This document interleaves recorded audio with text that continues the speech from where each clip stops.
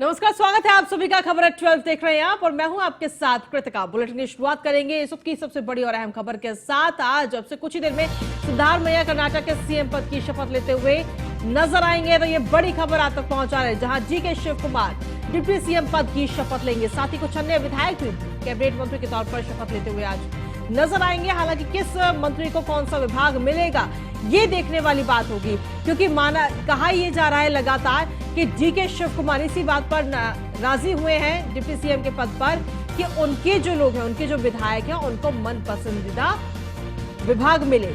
तो ऐसे में देखना होगा कि किस विधायक को कौन सा विभाग मिलता है। देखना काफी दिलचस्प होगा। हालांकि कुछ देर का इंतजार, करीब 12:30 बजे ये कार्यक्रम रखा गया है कर्नाटक में शपथ ग्रहण का, जिसमें शपथ ग्रहण ली जाएगी। डिप्टी सीएम के तौर पर जीके शिवकुमार शपथ ग्रहण करते हुए नजर आएंगे। वहीं कर्नाटक के मुख्यमंत्री के तौर पर सिद्धारमैया शपथ लेंगे। तो कर्नाटक चुनाव में कांग्रेस की भारी बहुमत से जीत के बाद सिद्धारमैया को दूसरी बार मुख्यमंत्री पद की शपथ लेते हुए आज नजर आएंगे। शपथ ग्रहण समारोह कांतिरवा स्टेडियम में दोपहर 12:30 बजे होगा और इस दौरान उनके साथ में डिप्टी सीएम के रूप में डीके शिवकुमार भी शपथ लेंगे। कांग्रेस प्रमुख मल्लिकार्जुन खड़गे ने शपथ ग्रहण समारोह में शामिल होने के लिए कई समान विचारधारा वाले दलों के नेताओं को भी आमंत्रित किया है। इसी पर देखिए हमारी ये रिपोर्ट। कांग्रेस में अभी जोश है, उत्साह है, 2024 को लेकर उम्मीदें हैं। ऐसा लग रहा है 24 में विपक्ष की अगुवाई कांग्रेस ही करेगी। तो इन्हीं उम्मीदों को हकीकत मान कर्नाटक में शपथ ग्रहण समारोह के लिए कांग्रेस की तरफ से निमंत्रण गया। Akhilesh Yadav, Mamata Banerjee, Sharad Pawar, Uddhav Thackeray, Nitish Kumar, Tejashwi Yadav, MK Stalin. लेकिन कुछ नाम ऐसे हैं जो निमंत्रण की लिस्ट से गायब हैं। उनमें मायावती, अरविंद केजरीवाल, केसीआर, पिनाराई विजयन, जगनमोहन रेड्डी। हालांकि 2018 विधानसभा चुनाव के बाद कांग्रेस ने जब जेडीएस के साथ गठबंधन कर सरकार बनाई तो शपथ ग्रहण के दौरान मंच पर विपक्षी एकता की तस्वीर दिखी। लेकिन उसके बाद 2019 से लेकर अब तक विपक्षी एकता एकांतवास में ही चिंतन करती रही। अब फिर कर्नाटक में कांग्रेस पार्टी अपनी बड़ी जीत के बाद सीएम के शपथ ग्रहण समारोह से विपक्षी एकता की चमकती तस्वीर दिखाना चाहती है। अब इस कार्यक्रम से पहले ही कांग्रेस के इस प्लान को बड़ा झटका लगा। पश्चिम बंगाल की मुख्यमंत्री ममता बनर्जी ने इससे दूरी बनाने का फैसला किया। तो क्या माना जाए, विपक्षी एकता की तस्वीर अभी अधूरी है। महत्वपूर्ण है, उनकी जीत कितनी जबरदस्त हुई है और जो बने हैं मुख्यमंत्री उनका तो हमको पहले से न संपर्क था नहीं। उन्होंने भी कहा और फिर कांग्रेस पार्टी के राष्ट्रीय अध्यक्ष ने फोन करके कहा आइए, तो हमने कल कहा कि नहीं हम आज वही हम चाह रहे हैं वो आएंगे ना। इसके बाद तो हम तो इसी में लगे हुए हैं। जब वो सब हो जाएगा तब ना आप लोगों को अगली बैठक एक बार जब वहाँ पर हो गया और उसी के बाद इसी का असर है तो बाकी सब विरोधी दल के लोग एकजुट हो जाएंगे तो देश के हित में होगा।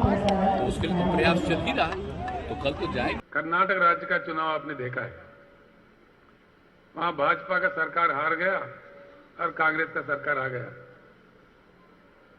कोई जीता है, कोई हारा है, लेकिन क्या बदलने वाला है? कुछ नहीं बदलने वाला। ये तो कथा 75 साल से चलते ही आ रहा है। कोई पार्टी जीतता है, कोई नेता जीतता है, कोई हारता है, लेकिन ये नहीं हो रहा है जो होना चाहिए। चुनाव में और चुनाव के बाद जनता का जीत होना चाहिए। नीतीश खुश है, शायद लग रहा होगा मेहनत रंग लाई, लेकिन केसीआर का अंदाज जुदा है। पिछली बार मायावती दिखी थी, अब की बार मायावती निमंत्रण लिस्ट से नदारद है। एक तरफ कांग्रेस संदेश देना चाहती है कि विपक्ष एकजुट है, लेकिन क्या मायावती, केजरीवाल, ममता बनर्जी के बिना विपक्ष की एकजुटता दिखाई देगी? और क्या माना जाए कि विपक्षी एकता अभी 50-50 रेशियो के भंवर में दिख रही है, जिसके चारों तरफ कद्दावर नेताओं की सियासी महत्वाकांक्षा घूम रही है। देखने वाली बात होगी कि शपथ ग्रहण के जरिए शक्ति प्रदर्शन करने में कांग्रेस कितनी कामयाब हो पाएगी। Bureau report, news 1 India. और इसी के साथ चलिए खबरों में आगे बढ़ेंगे। अगली खबर है गोरखपुर से, जहां पर सीएम योगी आदित्यनाथ के दौरे का आज दूसरा दिन है, जहां सीएम योगी आदित्यनाथ आज जनता दरबार लगाते हुए नजर आए। सीएम योगी आदित्यनाथ ने जनता की समस्याओं को सुना, साथ ही गोरखनाथ मंदिर में लोगों की समस्याओं को सुनते हुए मुख्यमंत्री नजर आए। ये तस्वीर भी आपको दिखा रहे हैं। अधिकारियों को निस्तारण के आदेश मुख्यमंत्री की तरफ से दिए गए हैं। सीएम योगी आदित्यनाथ आज नवीन विग्रहों की प्राण प्रतिष्ठा भी करेंगे। शाम 3 बजे स्मृति भवन में हो रहे कथा में भी आज मुख्यमंत्री शामिल होंगे। तो ये तस्वीरें आपको दिखा रहे हैं आज जनता दरबार की, जब मुख्यमंत्री योगी आदित्यनाथ जनता दरबार लगाते हुए नजर आए, जहां पर आपको बता दें कि अक्सर गोरखपुर में जनता दरबार मुख्यमंत्री लगाते हैं और जनता की जो भी समस्याएं मुख्यमंत्री तक पहुंचती हैं पत्रों के जरिए, उनका तुरंत ही निवारण करने के आदेश अधिकारियों को दिए जाते हैं। तो आज एक बार फिर से जनता दरबार का ये पूरा कार्यक्रम गोरखपुर में लगाया गया।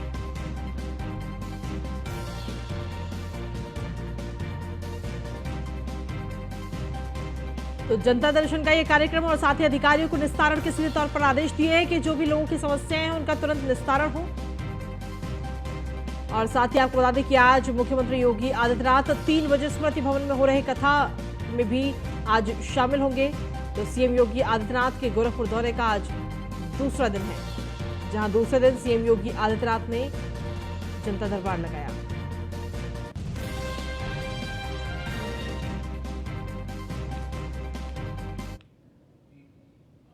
और अगली खबर है प्रयागराज से, जहां पर उमेश पाल हत्याकांड से जुड़ी इस वक्त की सबसे बड़ी खबर आ रही है। एनकाउंटर में शामिल पुलिसकर्मियों को नोटिस भेजा गया है। बयान दर्ज कराने के लिए न्यायिक आयोग की तरफ से ये नोटिस भेजा गया है। आपको बता दें कि लखनऊ स्थित न्यायिक आयोग के दफ्तर में ये बयान दर्ज होगा। विजय चौधरी के एनकाउंटर में शामिल पुलिसकर्मियों को नोटिस दिया गया है। अरबाज के एनकाउंटर में शामिल पुलिसकर्मियों को नोटिस दिया गया है। तो एनकाउंटर जब हुआ इन दोनों का, तो उस दौरान जो पुलिसकर्मी उस टीम में शामिल थे उन सभी को नोटिस दिया गया है उनके बयान दर्ज करने के लिए, क्योंकि एनकाउंटर्स पर कहीं ना कहीं तमाम सवाल इस वक्त उठाए जा रहे थे और अब एनकाउंटर्स की पूरी जांच इस वक्त की जा रही है। तो प्रयागराज से बड़ी खबर आप तक पहुंचा रहे हैं। उमेश पाल हत्याकांड से जुड़ी ये सबसे बड़ी खबर आप तक पहुंचा रहे हैं। एनकाउंटर में शामिल पुलिसकर्मियों को इस वक्त नोटिस भेजा गया है, जहां बयान दर्ज कराने के लिए न्यायिक आयोग ने ये नोटिस भेजा है।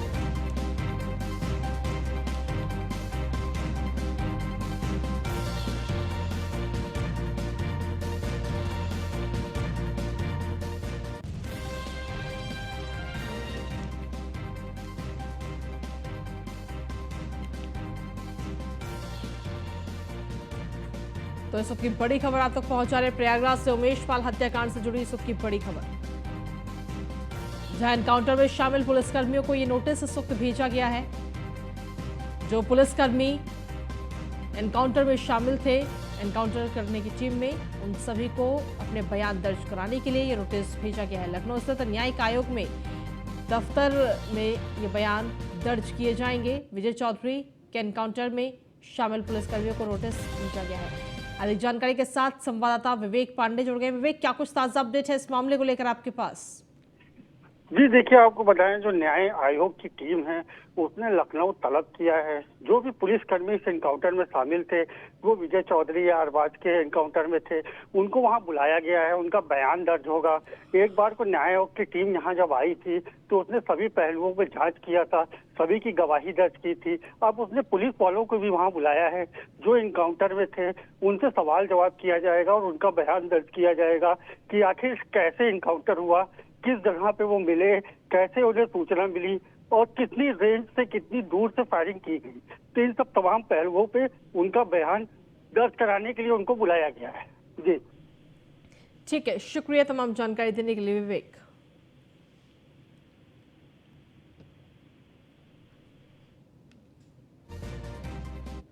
और खबर है 12 में अगली खबर का रुख कर लेते हैं गाजीपुर से, जहां पर मुख्तार अंसारी पर फैसला फिलहाल टल गया है। अब 13 जून को अगली सुनवाई होगी, जहां कपिल देव सिंह की 2009 में हत्या हुई थी और इस पूरे मामले में करंजा थाना क्षेत्र के छुआपुर का निवासी था मृतक कपिल देव सिंह। 2010 में मुख्तार के खिलाफ गैंगस्टर एक्ट में गैंग चार्ज बना था और चार्ज में कपिल देव सिंह हत्याकांड भी शामिल किया गया। आज हत्या के इसी मामले में फैसला आना था, लेकिन गैंगस्टर के 2 मामलों में 10-10 साल की सजा हो चुकी है और इस तीसरे मामले में आज फैसला आना था, लेकिन फिलहाल फैसला टाल दिया गया है। अब 13 तारीख को फैसला आएगा।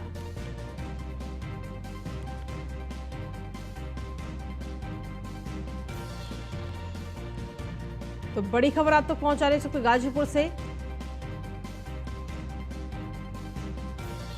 तो गैंगस्टर के 2 मामलों में 10-10 साल की सजा मुख्तार को हो चुकी है और अब ये तीसरे मामले में जो फिलहाल फैसला आना था लेकिन वो टल गया है और अब 13 जून को अगली सुनवाई होगी। कपिल देव सिंह की 2009 में हत्या की गई थी और करडा थाना क्षेत्र के छुआपुर का निवासी था मृतक कपिल देव सिंह। तो इस हत्या के मामले में मुख्तार अंसारी पर आज यानी 20 मई को फैसला आना था। और वहीं गाजियाबाद दौरे पर है डिप्टी सीएम ब्रजेश पाठक। दोपहर करीब 1 बजे लोनी पहुंचेंगे ब्रजेश पाठक, जहां लोनी नाईपुरा में बने 50 बेड के अस्पताल को जनता को समर्पित करेंगे उप मुख्यमंत्री। उद्घाटन के साथ ही एमएमजी अस्पताल का भी शुभारंभ डिप्टी सीएम करते हुए नजर आएंगे। शामली और संभल अस्पताल में सीटी स्कैन सुविधा का भी ऑनलाइन शुभारंभ करेंगे डिप्टी सीएम ब्रजेश पाठक।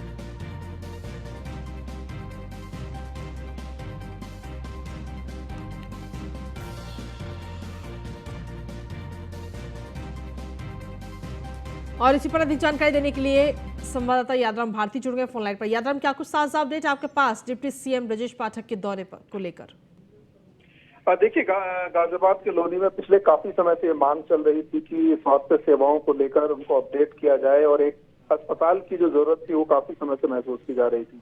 तो उन्हीं सब चीजों को देखते हुए आज लोनी के नाईपुरा में एक 50 बेड का जो अस्पताल है उसका उद्घाटन है और इसका उद्घाटन डिप्टी जो सीएम है ब्रजेश पाठक वो करेंगे। ब्रजेश पाठक लगातार पूरे यूपी में दौरा कर रहे हैं स्वास्थ्य सेवाओं को लेकर और गाजियाबाद में भी कई बार उनका जो दौरा है वो हो चुका है और उनकी जो कार्रवाई है कर्मचारियों को लेकर और जो भी लापरवाह अधिकारी है उनको लेकर जो कार्रवाई करते हैं वो एक नजीर बनती चली जाती है। तो उन्हीं सबको देखते हुए आज सबसे पहले वो नाईपुरा में एक अस्पताल का उद्घाटन करेंगे जो कि 50 बेड का है और उसके बाद जिला अस्पताल एमएमजी और साथ ही शामली का जो हॉस्पिटल है उसके अंदर सिटी स्कैन की जो सुविधाएं हैं उनका जो ऑनलाइन शुभारंभ करेंगे। तो इन तमाम चीजों को लेकर जो दौरा है वो करेंगे और साथ ही अधिकारियों से ये जानने की कोशिश करेंगे कि आखिर गाजियाबाद के अंदर और ऐसी क्या स्वास्थ्य की सेवाओं की कमी है जिन पर अभी काम किया जाना बाकी है। जी ठीक है, शुक्रिया तमाम जानकारी देने के लिए यादराम।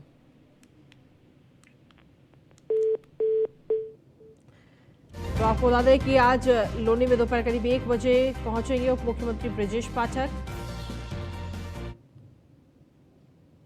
अगली खबर दिल्ली से, जहां पर दिल्ली सरकार के अधिकारों पर अध्यादेश इस वक्त जारी किया गया है। सुप्रीम कोर्ट के फैसले के बाद में ये अध्यादेश जारी हुआ है, जहां केंद्र ने एलजी को अधिकार वापस दे दिए हैं। दिल्ली के एलजी को वापस मिले हैं उनके पूरे अधिकार। ट्रांसफर पोस्टिंग के लिए एक अथॉरिटी इस वक्त बना दी गई है।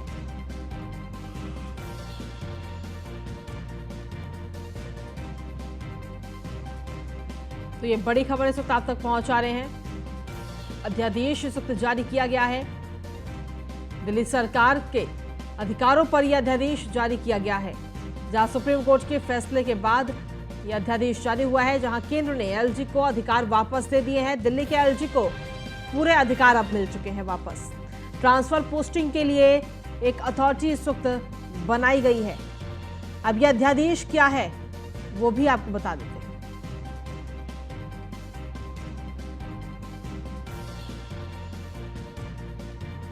तो जो अथॉरिटी इस वक्त बनाई गई है वो अथॉरिटी कैसे काम करेगी वो इस वक्त आपको बता रहे हैं ग्राफिक्स के जरिए। दरअसल आपको बता दें कि इस अथॉरिटी का नाम है national capital civil services authority यानी NCCSA।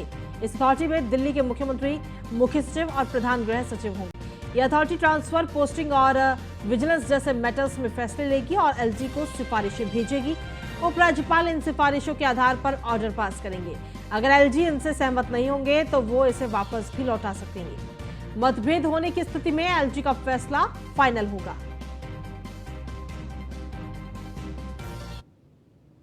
केंद्र सरकार जो ये अध्यादेश लेकर आई है, ये सुप्रीम कोर्ट की संवैधानिक पीठ के फैसले की साफ साफ अवमानना है। सुप्रीम कोर्ट ने यह फैसला दिया कि चुनी हुई सरकार के पास निर्णय लेने की ताकत होनी चाहिए। यही लोकतंत्र है, यही लोकतंत्र का सम्मान है। लेकिन आज जो अध्यादेश केंद्र सरकार लेकर आई है वो उस हार के डर से, अरविंद केजरीवाल जी की सरकार को पावर देने के डर से वो ये अध्यादेश लेकर आई है। उन्होंने कहा है कि अरविंद केजरीवाल को दिल्ली की जनता ने चुन के भेजा हो, अरविंद केजरीवाल को दिल्ली की जनता ने 90% से ज्यादा सीटें दी हों, लेकिन अरविंद केजरीवाल दिल्ली नहीं चलाएंगे, केंद्र सरकार दिल्ली चलाएगी। तो ये साफ नजर आता है कि केंद्र सरकार अरविंद केजरीवाल से डरी हुई है, सुप्रीम कोर्ट के फैसले से डरी हुई है, और उसकी वजह से ये अध्यादेश जो सुप्रीम कोर्ट के फैसले की अवमानना है।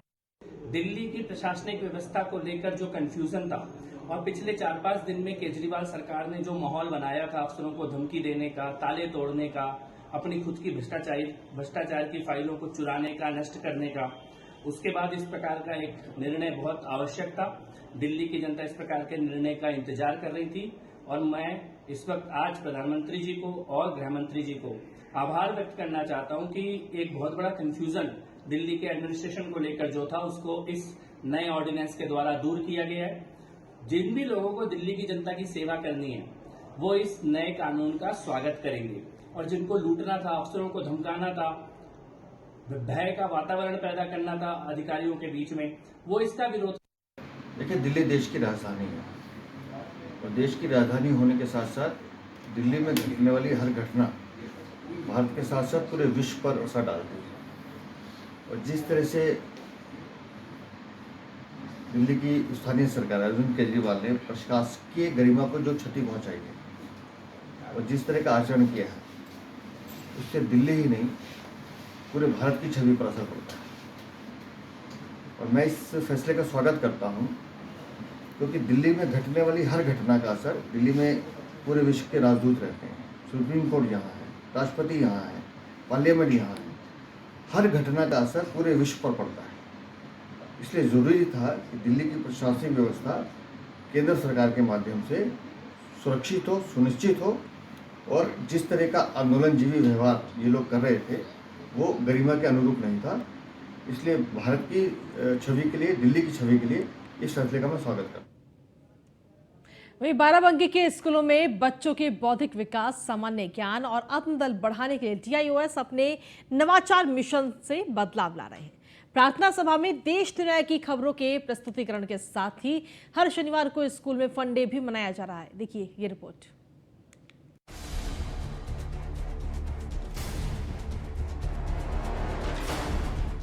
आपको बता दें कि बाराबंकी जिले में करीब 3 माह पहले ही आए DIOS OP त्रिपाठी ने अपने नवाचार मिशन पहचान की शुरुआत कराई है। इसमें राजकीय और अशासकीय सहायता प्राप्त स्कूल के बच्चों और शिक्षकों में काफी रुचि भी दिख रही है। इस दौरान बच्चों ने क्या सीखा, इसके मूल्यांकन को लेकर इस मिशन पहचान परीक्षा का आयोजन किया गया। प्रश्न पत्र में 50 बहुविकल्प प्रश्न थे, जिसमें 4 विकल्प में एक सही उत्तर था। मिशन पहचान परीक्षा में जो बच्चे बेहतर प्रदर्शन करके दिखाएंगे उन्हें विभाग सम्मानित करेगा। बाराबंकी के DIOS OP त्रिपाठी ने बताया कि ये परीक्षा पूरी तरीके से बोर्ड परीक्षा की तरह आयोजित की गई।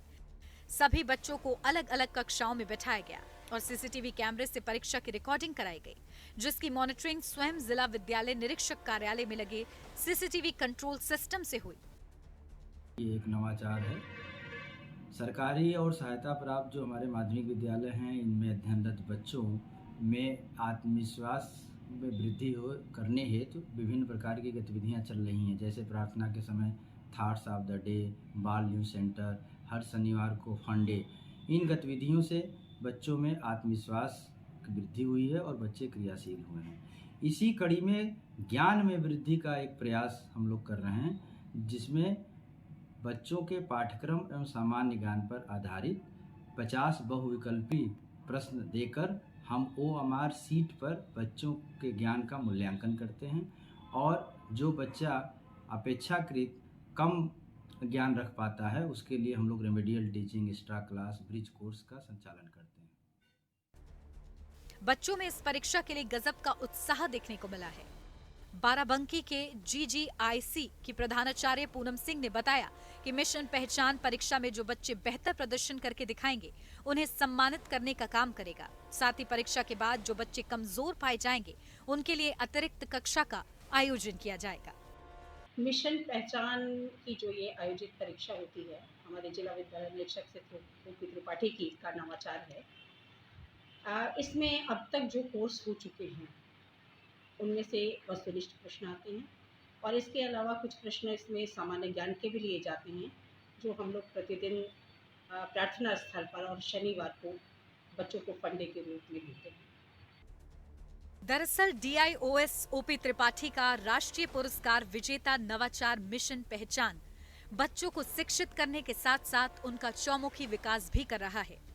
इसी पहल के तहत माध्यमिक शिक्षा विभाग के बच्चों का बौद्धिक स्तर जांचने के लिए उत्सव के रूप में 73 केंद्रों पर मिशन पहचान परीक्षा आयोजित की गई। 2 पालियों में हुई इस परीक्षा में 38 राजकीय और 35 अशासकीय सहायता प्राप्त यानी कुल 73 स्कूलों के 6वीं से 12वीं तक के करीब 40,000 विद्यार्थी शामिल हुए। इस परीक्षा को लेकर बच्चों के साथ शिक्षकों में गजब का उत्साह देखने को मिला। परीक्षा कराने को लेकर अधिकारियों को ब्लॉकवार जिम्मेदारी सौंपी गई थी, जिनकी देखरेख में परीक्षा संपन्न कराई गई।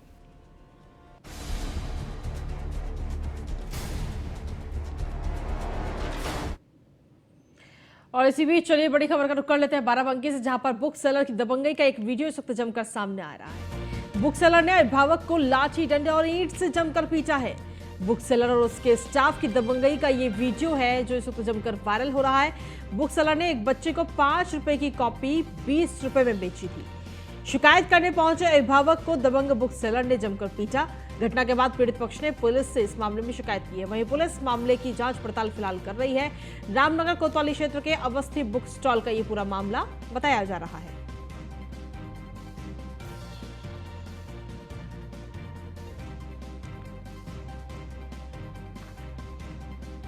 तो बड़ी खबर इस वक्त आप तक पहुंचा रहे हैं। फिलहाल पुलिस पूरे मामले की जांच पड़ताल कर रही है। बच्चा जब दुकान पर पहुंचा तो उसे 20 रुपए की कॉपी दी गई, जिसकी कीमत 5 रुपए थी। और इस बात को लेकर जब अभिभावक उस स्टॉल पर पहुंचते हैं, उस बुक की दुकान पर पहुंचते हैं, तो अभिभावकों के साथ मारपीट की जाती है, लाठी, डंडों से, ईंटों से ये मारपीट। ये देखिए वीडियो भी काफी जमकर वायरल हो रहा है। हालांकि फिलहाल अब पुलिस इस पूरे मामले में जांच कर रही है।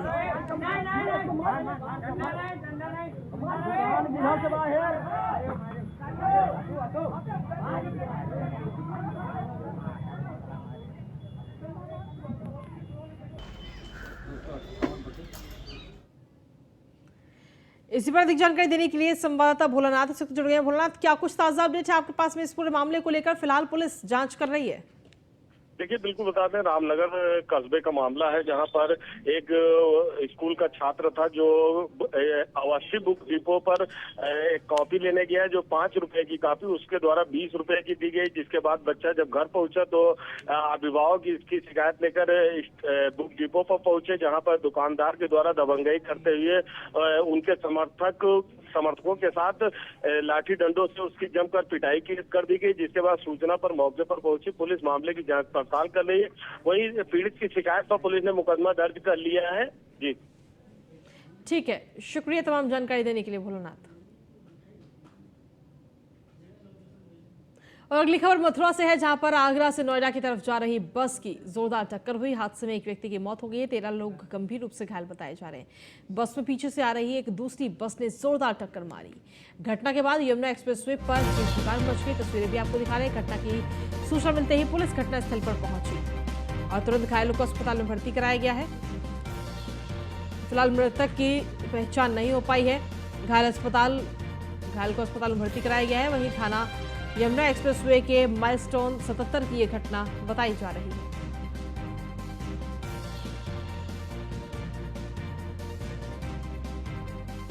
तो मथुरा से ये पूरा हादसा इस वक्त सामने आया है, जहां पर बस में पीछे से आ रही दूसरी बस ने जोरदार टक्कर मारी। इस हादसे में एक व्यक्ति की मौत हो गई है और 13 लोग घायल बताए जा रहे हैं। अब बुलेटिन में आगे बढ़ते हुए बात करेंगे अब कन्नौज की, जहां पर बस की टक्कर से बाइक सवार 2 युवकों की मौत हो गई। हादसे में 2 अन्य युवक गंभीर रूप से घायल हो गए हैं। गुरसहायगंज क्षेत्र के अलग अलग मोहल्ले के रहने वाले थे ये युवक। सूचना पर पहुंची पुलिस ने घायलों को अस्पताल पहुंचाया है। अस्पताल में भर्ती कराया गया, जहां उनका इलाज चल रहा है। गुरसहायगंज कोतवाली क्षेत्र के सफेपुर जप्ती गांव के पास ये हादसा सामने आया है।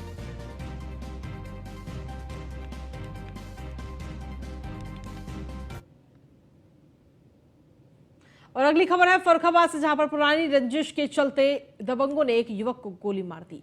गोली लगने से युवक गंभीर रूप से घायल हो गया है। घात लगाए दबंगों ने युवक को गोली मारी है। कन्नौज के थाना गुरसहायगंज के गांव फखरपुर का ये मृतक युवक रहने वाला था। घायल अवस्था में युवक को सीएचसी में भर्ती कराया गया है। हालत गंभीर होने पर जिला अस्पताल लोहिया रेफर उसे कर दिया गया है। थाना कमालगंज क्षेत्र के सदरियापुर गांव के पास की ये पूरा मामला सामने आया है।